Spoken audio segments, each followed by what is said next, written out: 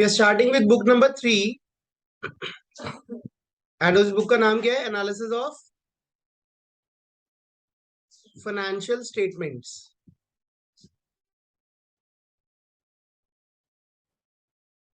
देखिए, अब आप लोगों को ये बुक पढ़ाई क्यों जा रही है उसके बारे में बात करते हैं। जब हमारा बिजनेस ग्रो करने लगता है तो हमें अपने बिजनेस की फाइनेंशियल पोजीशन को एनालाइज करना बहुत जरूरी है, क्योंकि जो दिखने में हो रहा होता है एक्चुअल में वैसी चीजें नहीं होती। हमें दिख रहा होता है कि यार हम 10 लाख का प्रॉफिट कमा रहे हैं या 20 लाख का प्रॉफिट कमा रहे हैं, but as per our investment क्या वो प्रॉफिट की फिगर ठीक है? प्रॉफिट कमाना मतलब बीइंग पॉजिटिव, हम अपने खर्चों से ज्यादा कमा रहे हैं, है ना। लेकिन हम कितना प्रॉफिट कमा रहे हैं वो जानना भी तो जरूरी है, राइट। हमने जो इन्वेस्टमेंट करी उसके हिसाब से हम कितना प्रॉफिट कमा रहे हैं वो जानना भी तो जरूरी है। हम अपने डेटर्स से पैसा टाइम से वापस ले पा रहे हैं, कस्टमर हमें टाइम पे पैसा वापस दे रहे हैं नहीं दे रहे, ये जानना भी जरूरी है। हमारे क्रेडिटर्स को हम कितने टाइम में पैसा वापस दे देते हैं ये जानना भी जरूरी है। तो this is not just about figures, this about analysis. ठीक है, जैसे हम बहुत अच्छे से काम कर रहे हैं, सब कुछ अच्छा कर रहे हैं, मतलब वी आर फीलिंग कि हम हेल्दी है, लेकिन जब हम अपने टेस्ट कराते तो पता चलता है यार कोलेस्ट्रॉल बढ़ा हुआ है, हीमोग्लोबिन कम है ना। तो it is just like diagnosis हो रहा है यहाँ पे, किसका? हमारी फाइनेंशियल स्टेटमेंट्स का। क्योंकि कंपनी अपने आप में कुछ नहीं है, कंपनी कंपनी किससे रिप्रेजेंट करी जाती है? Through it's financial statements. कोई भी अगर आपसे कंपनी के बारे में बात करता है तो वो आपसे कौन से डॉक्यूमेंट मांगेगा? आपके लिए आपका आधार कार्ड, आपकी बैंक स्टेटमेंट होती है, कंपनी के लिए उसके फाइनेंशियल। कंपनी में अगर कोई भी पैसा इन्वेस्ट करता है तो वो फाइनेंशियल्स देखकर ही करता है। क्लियर है?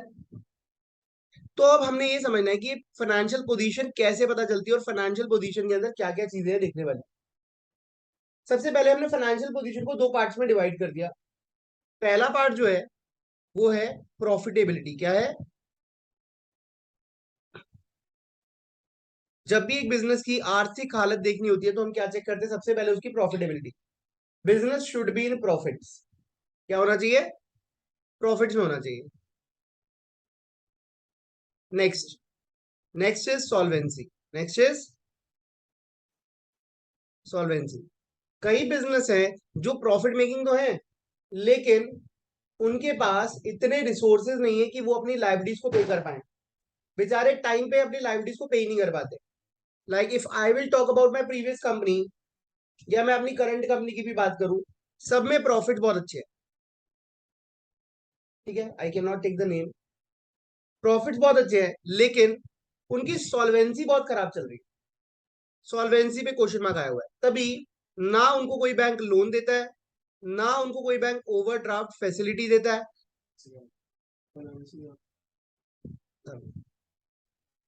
सॉल्वेंसी का मतलब होता है एबिलिटी टू पे लायबिलिटीज, जिसके लिए हम बैलेंस शीट बनाते हैं। ठीक है, तो basically it is assets is equal to capital plus liabilities. हमारे पास 10 करोड़ की एसेट्स है और लायबिलिटीज है 8 करोड़ की, तो हमारी कैपिटल कितनी रहेगी? 2 CR। तो ये सिचुएशन बहुत ही ज्यादा खराब है। क्लियर है? तो जनरली जितने स्टार्टअप्स होते हैं उनकी सिचुएशन यही होती है। प्रॉफिट वो कमा रही है लेकिन उनकी लायबिलिटीज बहुत ज्यादा है। क्यों? क्योंकि उनके खर्चे, मतलब बहुत सारी चीजें जो उन्होंने स्टॉक कर रखी है, उन्होंने भी फिक्स एसेट्स बनाई हुई है। प्रॉफिट जो है, प्रॉफिट निकालते टाइम आप उस पैसे को इंक्लूड नहीं करते जो आप जिसकी आपने एसेट्स खरीदी है। समझ आई बात? आपने 10 करोड़ तो लगा दिए, उससे आपको खर्चे भी करने हैं और एसेट्स भी लेनी है ना भाई। तो एसेट्स ली, वो उधार पे ले ली, वो खर्चों में तो नहीं आई, वो तो एसेट्स में चली गई। तो प्रॉफिट होने का मतलब ये नहीं है कि आपके पास इनफ एसेट्स भी है, राइट। क्लियर है बात? चले आगे। तो अब हमने यही बात समझनी है कि हमारी प्रॉफिटेबिलिटी क्या है, हम कितना प्रॉफिट कमाते हैं, और हमारी सॉल्वेंसी, हमारी एबिलिटी टू पे लायबिलिटीज क्या है। अब एबिलिटी टू पे लायबिलिटीज और प्रॉफिटेबिलिटी चेक करने के लिए हमारे पास अलग अलग टूल्स है, जिसको हम बोलते हैं टूल्स ऑफ एनालिसिस। हाँ जी। तो अब हम बात करने वाले टूल्स फॉर एनालिसिस।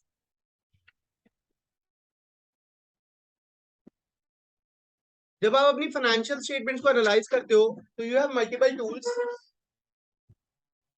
अब वो मल्टीपल टूल्स है कौन कौन से, देखिए। पहला जो आपकी इस बुक के अंदर है, that is comparative statements. Comparative statements. Second is common size statements. बस करो यार, common size statements. Third is accounting ratios.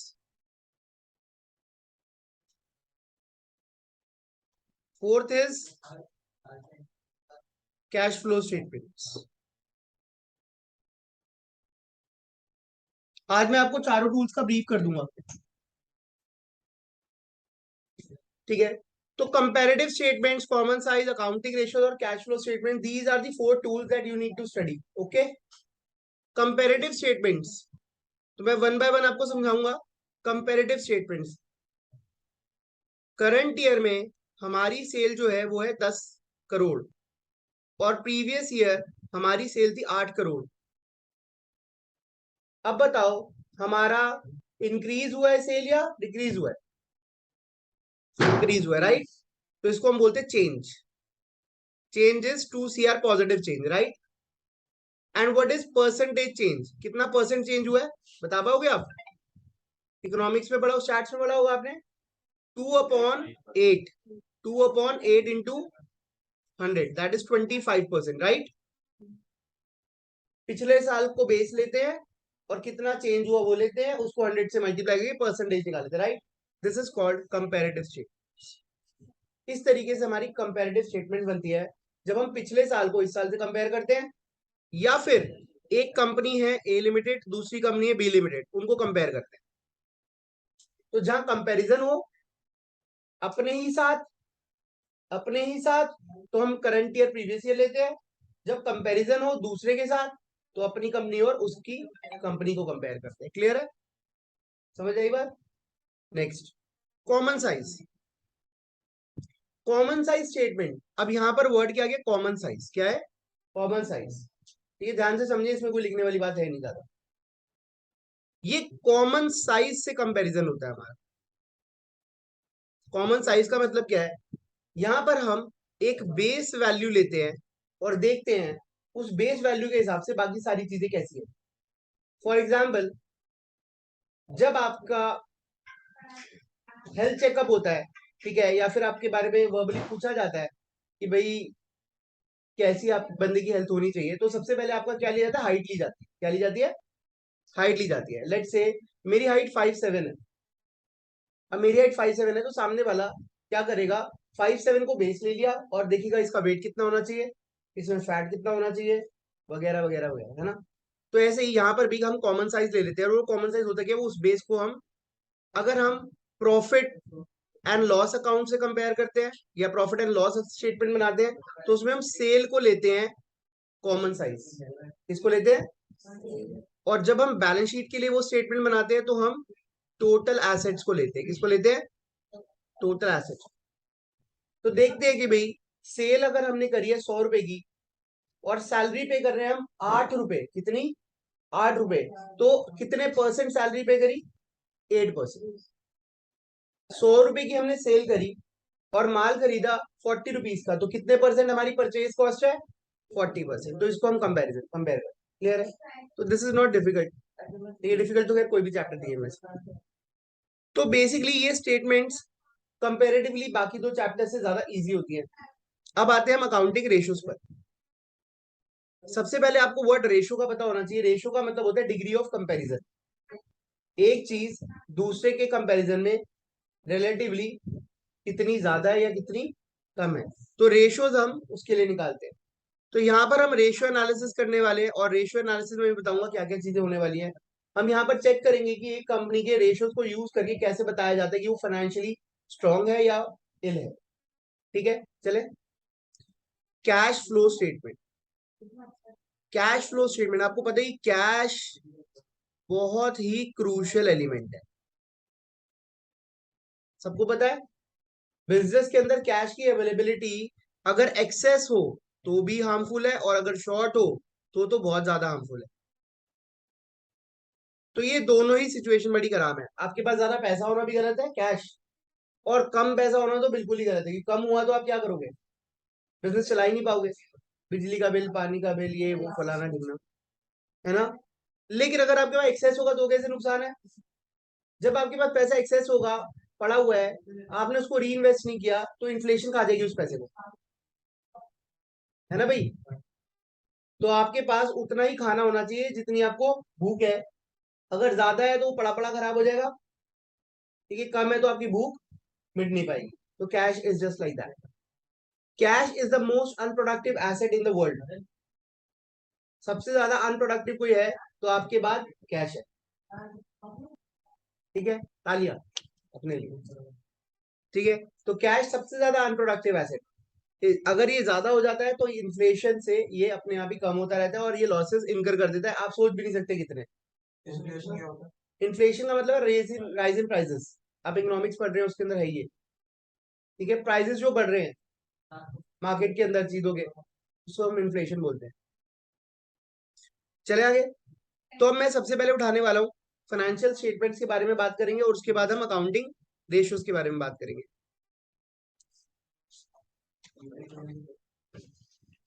देखिए, अभी अभी हमने कंपनीज के बारे में पढ़ा है, तो आपको पता होना चाहिए जब कंपनीज अपनी फाइनेंशियल स्टेटमेंट्स बनाती हैं तो उसको फॉलो करने पड़ते हैं कुछ फॉर्मेट्स, और वो फॉर्मेट्स दिए हुए हैं as per schedule 3 of companies act. पहले ये शेड्यूल 6 होता था, अब ये शेड्यूल 3 हो गया कंपनीज एक्ट 2013 में, ठीक है। जब आप फाइनेंशियल स्टेटमेंट्स बनाते हैं तो मैं उन फाइनेंशियल स्टेटमेंट्स के पार्ट्स की बात करूं जो मैंडेटरी, जो बनाने ही बनाने, ठीक है। पहला, बैलेंस शीट। इसको हम स्टेटमेंट ऑफ अफेयर्स भी बोलते हैं।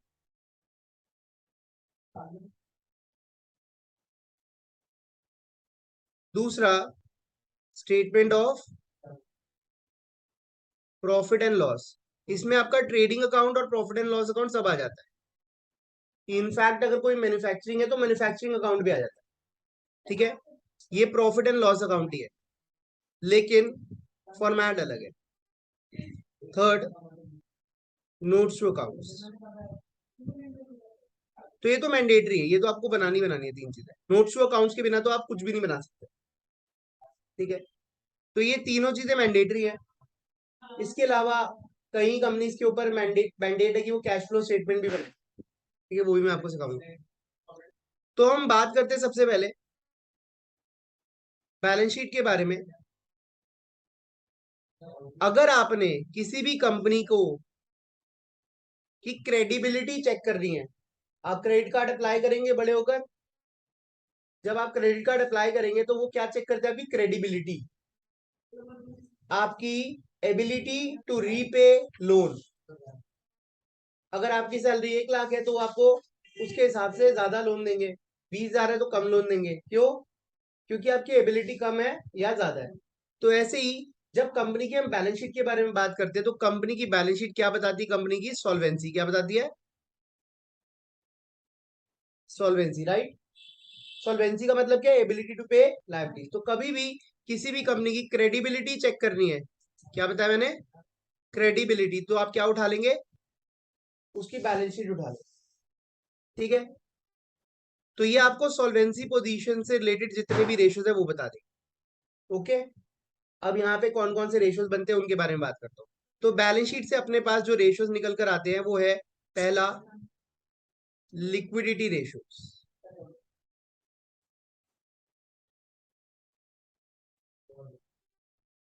कौन से रेशियोज निकल के आते हैं, लिक्विडिटी रेशियोज। फिर second is long term solvency ratios.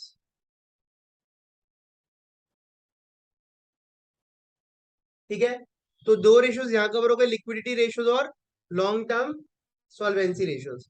Liquidity ratios में जो हम पढ़ने वाले रेशियोज वो है सबसे पहला रेशियो कौन सा होता है?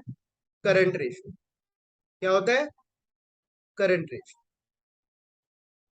करंट रेशियो में हम कंपेयर करते हैं करंट एसेट्स और करंट लायबिलिटीज को।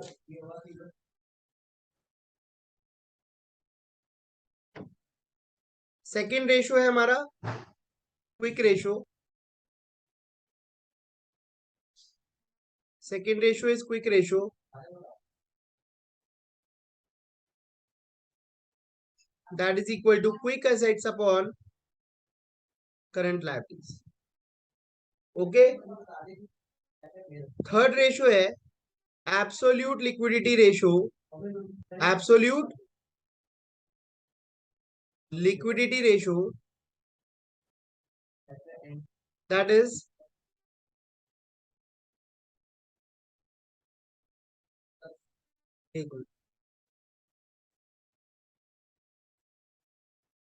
Is cash and cash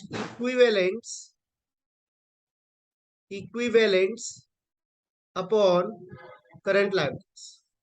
okay, तो अभी आपने बस लिखना ही है लॉन्ग टर्म सॉल्वेंसी रेशियोज। अब आप कहोगे सर ये लिक्विडिटी रेशियोज होते क्या, ये तो बताओ। ये बताते कि कंपनी अपने शॉर्ट टर्म के अंदर सॉल्वेंट है या नहीं है। सर ये शॉर्ट टर्म में सॉल्वेंट है या नहीं है, इसका मतलब क्या कंपनी अपनी करंट लायबिलिटीज को, जिसको करंट लायबिलिटीज को पे कर पाएगी या नहीं कर पाएगी। समझ आ रही बात? करंट लायबिलिटीज मतलब जो छोटी मोटी लायबिलिटीज जो रूटीन एक्टिविटीज में हमारी अराइज होती है और उन्हें हमें जल्दी से जल्दी पे करना होता है। क्लियर है? ठीक है, तो उसके बाद जब अगर company short term solvency ratio उनके बेटर आ जाते, बता दूंगा मैं, प्लीज ध्यान दो सामने। हाँ जी, long term solvency ratios after checking the short term solvency. अब हम आएंगे, किसी कंपनी को लंबे समय के लिए लोन देना है तो क्या चेक करोगे? उसकी लॉन्ग टर्म सॉल्वेंसी, है ना भाई। उसमें पैसा इन्वेस्ट करना है तो क्या चेक करोगे? Long term solvency. Long term solvency मतलब क्या हम अपनी लंबे टाइम की जो लाइबिलिटीज है, लॉन्ग टर्म लाइबिलिटीज है, नॉन करंट लाइबिलिटीज है, उनको पे करने के लिए केपेबल है या नहीं है। ये कैसे पता चलता है? कैसे पता चलेगा कि आप अपनी लाइबिलिटीज को पे कर पाओगे नहीं कर पाओगे? ये पता चलता है आपके पास अपना कितना पैसा है। समझ आ रही बात? कि अगर आपके पास अपना ज्यादा पैसा है और बाहर की लाइबिलिटीज कम है तो आप जल्दी पे कर दो, लेकिन अगर आपके ऊपर लाइबिलिटीज ज्यादा है और अपना पैसा कम है तो आप पे नहीं कर पाओगे। तो लॉन्ग टर्म सॉल्वेंसी रेशियोज पहला, इसके अंदर पहला रेशियो हमारे पास है डेट इक्विटी रेशियो। तो ये कंपेयर करता है, मैंने क्या कहा था, अपना कितना पैसा है ना। तो डेट मतलब उधार और इक्विटी मतलब अपना पैसा। ठीक है, debt equity ratio, this is debt upon equity. Second second ratio proprietary ratio. Proprietary ratio that is shareholders funds, shareholders funds जिसको हम इक्विटी ही बोलते हैं, upon total assets.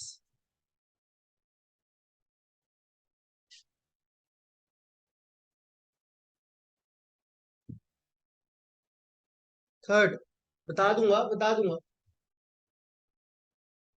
Total assets to debt ratio. इनकी explanation one by one देनी है मुझे, आप सिर्फ अभी फॉर्मुलाज लिस्ट बनाइए। ठीक है, अभी ओवरव्यू चल रहा है पूरे चैप्टर का। Total assets to debt ratio, ये कई बार एक्सप्लेन नहीं करा जाता, कई बार आपको समझ नहीं आता, मैं वैसे ही बता देता हूँ। अगर आपके पास 100 रुपए की एसेट है, कितने की, और आपके ऊपर 20 रुपए का उधार है, कितने का? तो जरा 100 को 20 से डिवाइड करो, कितना आएगा? 5। ये आपको बताता है कि अगर आपके ऊपर 1 रुपए की लायबिलिटी है तो उसको चुकाने के लिए आपके पास एसेट कितनी है? 5 गुना। कितनी है? 5 गुना। समझ आ रही बात? ठीक है, तो जितना हायर हो ये उतना बढ़िया है। तो यहां पर आता है टोटल एसेट्स अपॉन में डेट। ठीक है जी, क्लियर है? हम हर जगह डेट की बात कर रहे हैं क्योंकि हम लाइबिलिटीज की बात कर रहे हैं। हम लाइबिलिटीज को पे कर पाएंगे या नहीं कर पाएंगे। अब जब आप किसी से उधार लेते हो तो आपको फ्री में मिलता है? इंटरेस्ट देना पड़ता है। तो उस इंटरेस्ट को पे कर पाओगे नहीं कर पाओगे, उसके लिए भी हमने फोर्थ रेशियो चेक करना होता है, जिसको हम बोलते हैं आईसीआर। क्या बोलते हैं? ICR, that is interest coverage ratio.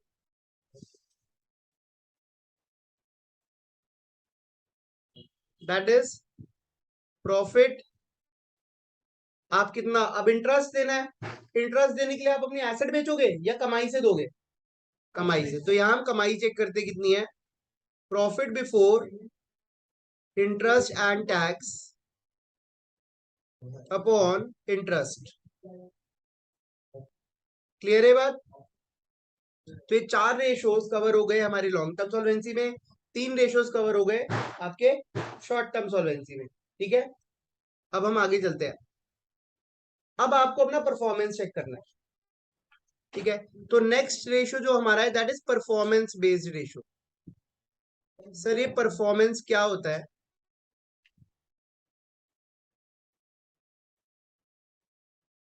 ठीक है, इनको हम एक्टिविटी रेशोज भी बोलते हैं। क्या बोलते हैं? Activity ratios. ठीक है जी, मैंने आपको 1 घंटे में 60 क्वेश्चंस करने के लिए दिए थे। ठीक है, आपने उसको 1 घंटे में 60 क्वेश्चंस कंप्लीट कर दिए, तो योर परफॉर्मेंस इज गुड। और मैंने आपको 60 क्वेश्चंस करने के लिए दिए बस, आपने उस पर 2 घंटे लगा दिए, your performance is effective. Effective but not efficient. तो आपको तो पता चल ही गया होगा, दुनिया में बात ही यही हो रही है, इफेक्टिव और एफिशिएंट की, है ना भाई? हमारे टाइम से शुरू हुई थी, अब इस टाइम तक पहुंच गई है। अब लोग किसके पीछे भाग रहे हैं? एफिशिएंसी। टास्क अचीव करना है but with in time, with in specified, जो भी हमारा टाइम लिमिट्स है या जो भी हमारी लिमिट्स थी। क्लियर है? तो उसी को हम बोलते हैं एफिशिएंसी, मतलब ऑप्टिमम यूटिलाइजेशन। तो अब यहाँ पर ऑप्टिमम यूटिलाइजेशन की बात हो रही है। ठीक है, चलो बात करते हैं। पहला रेशियो इसके अंदर है हमारा, that is ITR, income tax returning, inventory, inventory या स्टॉक टर्नओवर रेशियो।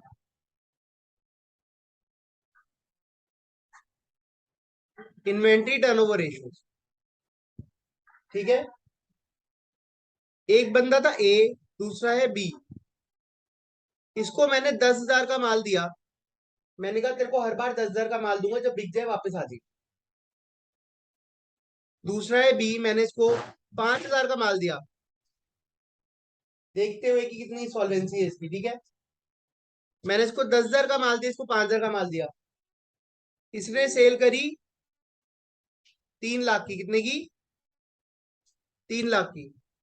ठीक है, और इसने सेल करी 1,80,000 की। कौन बेटर है?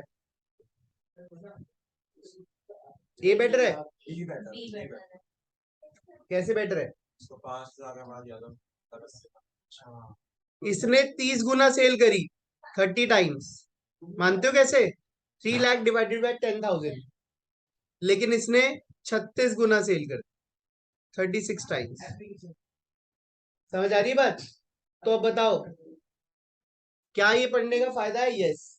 हमें फिगर्स में तो दिख रहा है ये बेटर है, तो आप जब फाइनेंशियल स्टेटमेंट देखोगे तो you will be attracted towards A, but when you will make analysis you will be sure about B. ठीक है, you will move towards B, आपका जितना ओपिनियन है बी की तरफ मूव कर जाएगा। ठीक है, ये एनालिसिस का बेनिफिट है। तो इसी तरीके से स्टॉक टर्नओवर रेशियो निकालते हैं हम। स्टॉक टर्नओवर रेशियो निकालने का जो फॉर्मूला है that is cost of goods sold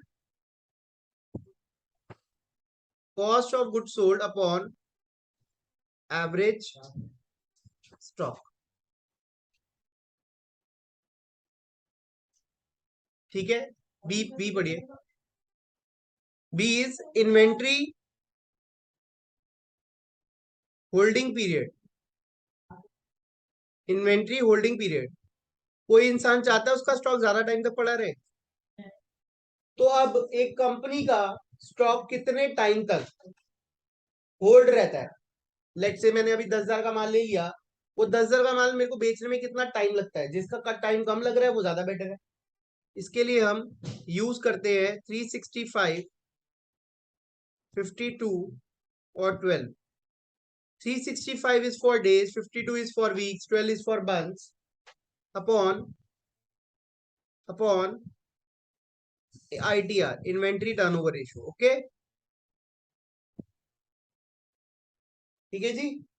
आप इसको अगर इन्वेंट्री टर्नओवर रेशियो से डिवाइड कर देंगे, you will get to know कि आपका स्टॉक कितने टाइम तक आपके पास रहता है, उसके बाद वो सेल हो जाता है। ओके, चले आगे।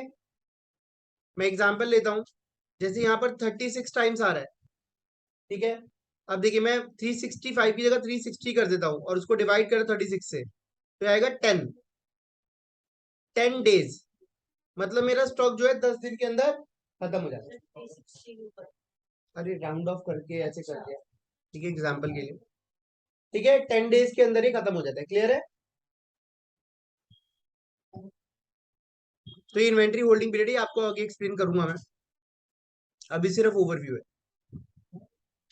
फिर है trade TRTR, that is trade receivables turnover ratio.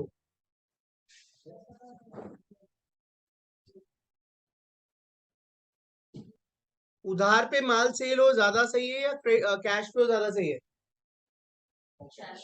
अगर आप उधार पे माल नहीं बेचोगे, सेल नहीं करोगे, तो आपको पता है आपकी सेल ज्यादा होंगी नहीं। ठीक है, if you are a trader, अगर आप मतलब कंज्यूमर, अगर आपका B2C है तो कैश है, लेकिन अगर आपका B2B है, बिजनेस टू बिजनेस सेल कर रहे हो, तो बिना क्रेडिट के तो मतलब ही नहीं बनता आपकी सेल ज्यादा हो जाए। ठीक है, तो देखिए TRDR क्या कहता है। TRDR कहता है आपका trade receivable turnover ratio, that is what is your credit sales and what is your average receivables. ठीक है, क्रेडिट सेल और एवरेज रिसीवेबल्स। फॉर एग्जाम्पल, अच्छा आपको पता है डेटर्स का मतलब क्या होता है? डेटर्स का मतलब है जिन लोगों से हमने पैसा लेना, और दूसरा मतलब है कितना पैसा हमने मार्केट में फंसा रखा है। समझ आई बात? आपने पूरे साल में 10 करोड़ की सेल करी, अभी आपका 2 करोड़ मार्केट में लेना है आपने लोगों से, इसका मतलब आपका माल तो चला गया, लेकिन वो पैसा अभी आया, तो आपने माल फंसा दिया मार्केट में, है ना। 2 करोड़ रुपए का माल ब्लॉक है मार्केट में, जिसका इंटरेस्ट आपको बियर करना पड़ेगा। 2 करोड़ अगर आज आपको कोई दे दे तो आप उस पर और कमाओगे, लेकिन वो मार्केट में ब्लॉक है। समझ आ रही बात? तो इसलिए हमारा TRTR जो है वो ज्यादा होना चाहिए, कम होना चाहिए? ज्यादा ही होना चाहिए। परफॉर्मेंस रेशियो ज्यादा होना चाहिए। क्रेडिट सेल कितने भी करो, लेकिन रिसीवेबल्स क्या होने चाहिए? कम। एग्जाम्पल देता हूँ, ए जो है उधार पे माल बेचता है 10 करोड़ का, लेकिन उसके एवरेज एवरेज जो रिसीवेबल्स है वो है 1 करोड़। तो मतलब 10 गुना सेल करता है, 1 करोड़ फंसा के 10 करोड़ की सेल कर देता है ना। बी बी सेल करता है 20 करोड़ की, और इसके एवरेज रिसीवेबल्स है 3 CR, तो ये कितना आ रहा है? 6.67 टाइम्स। मतलब इसने पैसा ज्यादा ब्लॉक करा हो, उस हिसाब से ये सेल नहीं कर पा रहा है। ये 1 करोड़ फंसा के 10 गुना सेल करते हैं, 3 करोड़ फंसा के 6.67 टाइम्स सेल कर रहा है। Who is performing better? A. पैसा कम फंसाओ, सेल ज्यादा करो। सेल उधार पे जो जितना मर्जी बेचो, कोई प्रॉब्लम नहीं है, लेकिन आपके रिसीवेबल्स कम होने चाहिए। कई लोगों को लगता है सर डेटर्स कम होने चाहिए। यस, डेटर्स कम होने चाहिए। कौन ना? क्रेडिटर्स ज्यादा होने चाहिए ना डेटर्स। डेटर्स ज्यादा होंगे तो मतलब आपका पैसा नहीं आ रहा, मार्केट में ब्लॉक है। क्रेडिटर्स ज्यादा होंगे तो आपको माल उधार में मिलेगा ही नहीं, क्योंकि पता चलेगा कि यार इसके तो क्रेडिटर्स ज्यादा है, तो टाइम पे पैसा देता ही नहीं है। क्रेडिटर्स कब ज्यादा होते हैं? क्रेडिटर्स कब ज्यादा होते हैं? जब आप टाइम पे पैसा ना दो लोगों को। क्लियर है? नेक्स्ट आ जाते हैं। फिर आता है टीपीटीआर,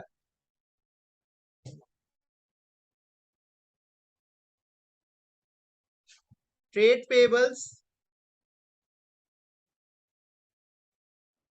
turnover ratio, that is credit purchase upon average payables. ये सारे मैं एक्सप्लेन करूंगा, एवरेज पेबल्स कैसे निकालते हैं लेटर ऑन। ठीक है। E, that is WCTR, working capital, sorry एक minute, trade payables turnover ratio. फिर आता है डेट पेमेंट पीरियड, या sorry creditors payment period, creditors payment period. ठीक है, या फिर इसको डेट पीरियड भी बोलते हैं। आप कितने टाइम में अपने क्रेडिटर्स को पे कर देते हो, दैट इज 365 और 52 और 12 अपॉन टीपीटीआर। ठीक है, अगर डेज में निकालना है तो 365, वीक्स में निकालना है तो 52, और अगर मंथ्स में निकालना है तो 12 यूज करो। ठीक है। एफ, WCTR, क्या आपको पता है वर्किंग कैपिटल क्या होती है? Current assets minus current liabilities working capital होती है। मैं लिख देता हूं यहां पर। तो यहां पर हम देखते हैं कि हमारी नेट सेल्स कितनी है और हमने कितनी वर्किंग कैपिटल इन्फ्यूज कर रखी है।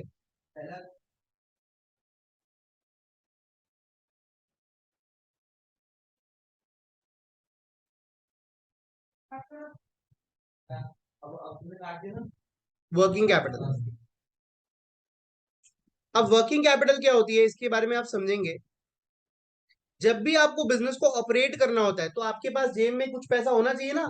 फॉर एग्जाम्पल, यहां से आप मार्केट जा रहे हो, आपके पास स्कूटी है, आपके पास फोन है, ठीक है, और आप खुद भी हो आपके पास, तो क्या आप मार्केट में जाके शॉप कर सकते हो? क्या चाहिए? पैसे, है ना?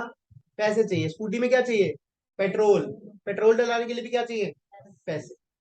तो मतलब आपके पास एसेट जितनी मर्जी हो, लेकिन ऑपरेट करने के लिए जो आपको एसेट चाहिए उसको हम क्या बोलते हैं? Working capital, which will work, जो आपके ऑपरेशंस को चलाएगी। मैंने गाड़ी ले ली, फिक्स एसेट है। फर्नीचर डाल लिया, फिक्स एसेट है। बिजली का बिल नहीं भर रहा हूँ तो क्या मैं काम कर पाऊंगा?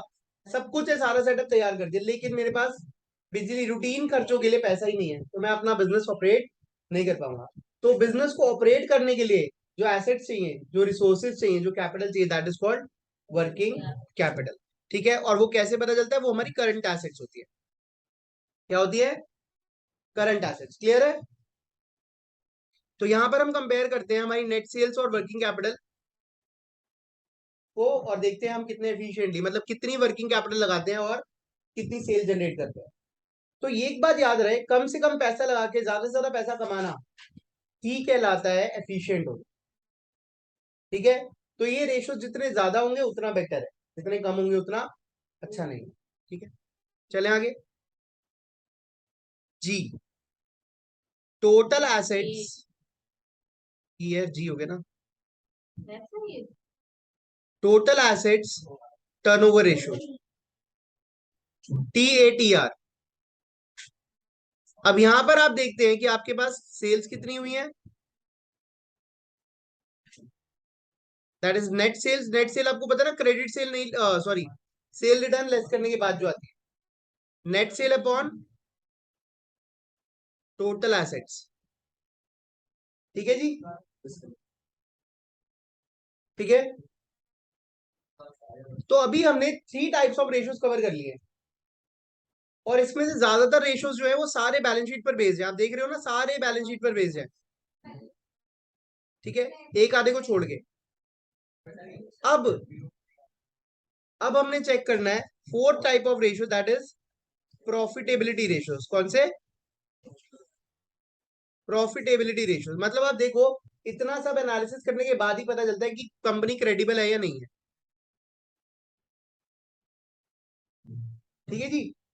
तो प्रॉफिटेबिलिटी का मतलब क्या है? हम कितना प्रॉफिट अर्न कर रहे हैं, and we will compare it with different components of balance sheet या फिर of profit and loss account. ठीक है जी। अब यहां पर आपको एक बात समझनी है। देखिए, यहां पे मैं आपको स्टेटमेंट बताता हूं, स्टेटमेंट शोइंग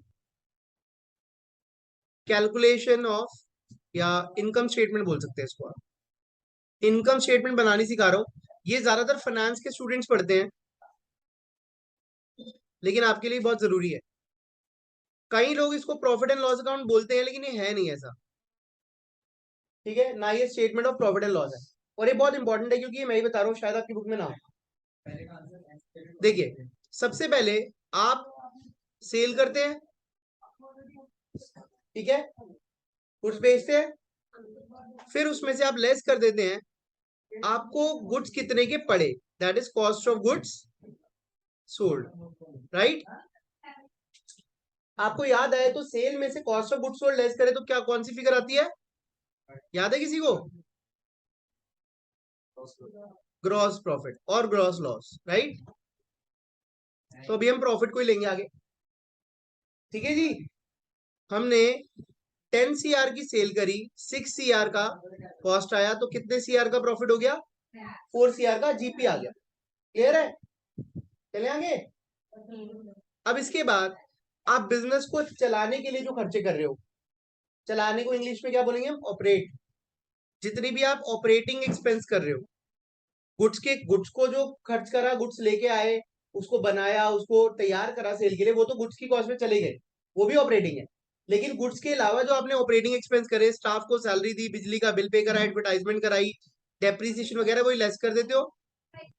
और सेल के अलावा आपकी जो ऑपरेटिंग इनकम है, जैसे कमीशन आ रही है, डिस्काउंट आ रहा है ना, ये सारी भी आपकी ऑपरेटिंग इनकम से, ये आप ऐड कर देते हो। इनके बारे में हम बात करेंगे। ये आप ऐड कर देते हो, तो आपके पास जो फिगर आती है उसको हम बोलते हैं ऑपरेटिंग प्रॉफिट। क्या बोलते हैं? Operating profit. इसके बाद हम इसमें से नॉन ऑपरेटिंग एक्सपेंसेस लेस करते हैं, और इसमें नॉन ऑपरेटिंग इनकम ऐड कर देते हैं। तो हमारे पास जो फिगर आती है उसको हम बोलते हैं profit before interest and tax.